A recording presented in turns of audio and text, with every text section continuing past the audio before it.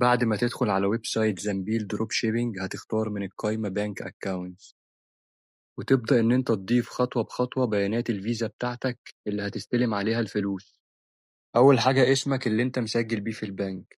تاني حاجة ده النيك نيم، ممكن تضيف أي اسم عادي. بعدها هتختار دولة الحساب، طبعا أنا من مصر فهختار مصر. وهنا هكتب اسم البنك اللي أنا مسجل عليه الحساب، أنا هكتب كوميرشال انترناشونال بانك ايجيبت لأن أنا مسجل على بنك السي اي بي.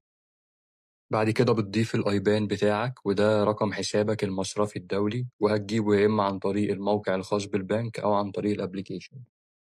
آخر خطوة هتحتاج تضيف السويفت كود الخاص بالبنك، وده تقدر تبحث عنه على جوجل هتلاقيه. ده كود بيستخدموه في إجراءات التحويلات الدولية البنكية.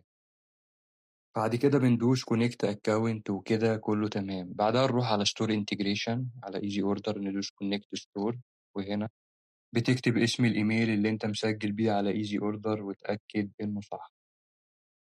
تاني خطوة النيك نيم، ممكن تكتب أي اسم، أنا هكتب النيك نيم بتاعي وهكتب جنبه اسم البلد اللي أنا شغال عليها دروب شيب. بعد كده ستور نيم، نكتب اسم الموقع. آخر حاجة لينك الستور بتاعك، هنروح نفتح ايزي اوردر ومن ايزي اوردر الإعدادات وبعديها رابط المتجر. هنلاقي الرابط، خده كوبي وروح حطه بيست هناك عشان تكون متأكد إنك كاتبه صح. بعد ما انت هتظهر معانا رسالة إن زنبيل بيطلب الربط بحسابك على ايزي اوردر، قوله تمام. وكده انت ربطت حسابك على ايزي اوردر بزنبيل. علشان نتأكد من اللي احنا عملناه نيجي هنا ندوس فيو اديت، هتفتح معانا الصفحة دي فيها البيانات اللي احنا ضفناها، وده لينك الستور بتاعنا، ممكن ناخده كوبي عشان نعمل تشيك على اللينك نشوفه صح ولا غلط.